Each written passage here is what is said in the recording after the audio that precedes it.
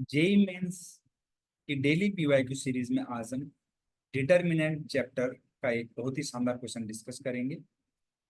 इसमें क्वेश्चन में alpha beta gamma equal to 45 given है। बोला गया अल्फा बीटा गामा जो है ऑल रियल नंबर है। और अगर यहाँ पर आप देखेंगे एक अजीब टाइप का नोटेशन यहाँ पर गिवन है, एक्स और ब्रैकेट के अंदर अल्फा 1 2, वैसे वाई और वैसे जेड इक्वल टू 0 0 0। एक्चुअल में ये यहाँ पर एक्स की वैल्यूज ये हैं, वाई की वैल्यूज ये हैं, जेड की वैल्यूज ये हैं। मतलब आपको एक तरीके से system of linear equation given है 3 वेरिएबल में। कुछ इस तरीके से alpha x plus y plus 2 z is equal to 0। मतलब फर्स्ट फर्स्ट को अगर आप इंटू करेंगे, है ना,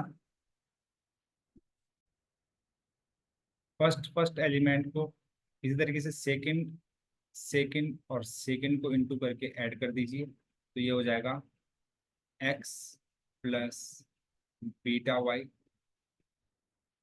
plus 3 z equal to 0।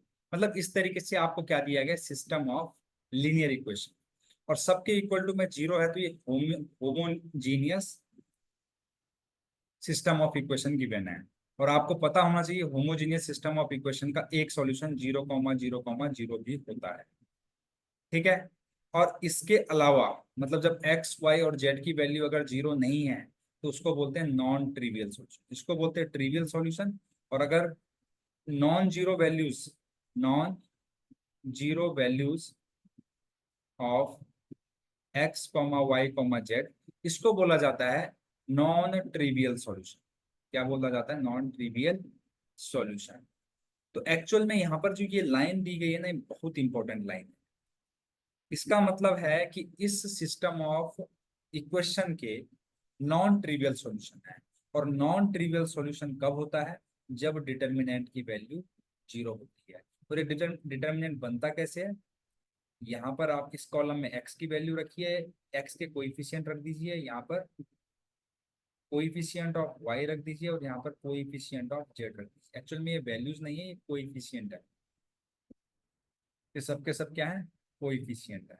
Coefficient of x, coefficient of y, coefficient of z in system of linear equation.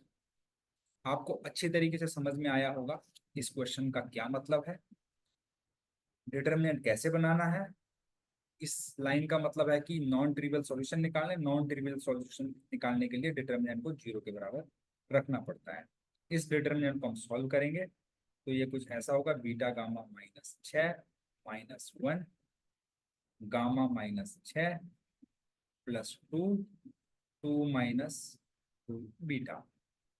इसको फर्दर सॉल्व करेंगे, alpha beta gamma -6 alpha minus gamma +6 +4 -4 beta is equal to 0। अगर आप ध्यान से जाएंगे, जिसकी हमें वैल्यू निकालनी है 6 alpha plus 4 beta minus gamma की, आप देख सकते हैं 6 अल्फा 4 बीटा और गामा तीनों के तीनों नेगेटिव में यहाँ पर प्रेजेंट है। तो इनको हम दूसरी साइड लेके जाएंगे तो ये 6 alpha plus 4 beta minus sorry plus gamma equal to कितना हो जाएगा? इसको इसको इसको दूसरी साइड ले गया तो यहाँ पे 6 4 10 प्लस ये बच जाएगा, तो alpha beta gamma +10। Alpha beta gamma की जो वैल्यू है वो 45 है, तो +45 लिखूंगा यहाँ पे, विच इज इक्वल टू 55। ठीक है, यही इस क्वेश्चन का आंसर है। अगर आपको सॉल्यूशन अच्छा लगे, चैनल को लाइक शेयर और सब्सक्राइब करना बिल्कुल ना भूलें। Thank you very much.